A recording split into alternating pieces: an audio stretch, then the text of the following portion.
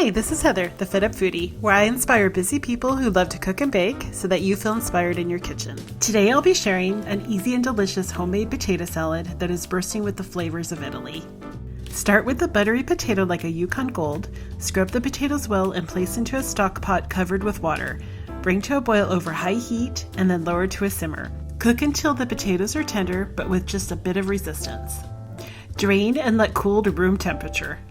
Once the potatoes have cooled, cut into round discs and transfer into a large mixing bowl. Now in a separate mixing bowl, whisk together the extra virgin olive oil and lemon juice.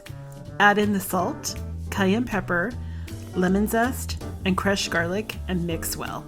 Part of what makes this no-mayo potato salad so amazing is the addition of fresh herbs. For this recipe, you'll need 1 bunch of Italian parsley, also known as flat leaf parsley, 1 container of oregano, and about 12 large basil leaves. The job of chopping and mincing becomes so much easier with a good quality chef's knife, a cutting board, and a bench scraper. If you haven't purchased these for your kitchen yet, I highly recommend you do so as soon as possible. One of the easiest ways to cut fresh basil is by using the chiffonade technique. To do so, stack the basil leaves, roll the stack, and then cut the roll into thin strips. Red onion with its deep purple color and mild flavor adds in a tasty and beautiful addition to this potato salad. Also, their crispy texture makes the salad even more interesting.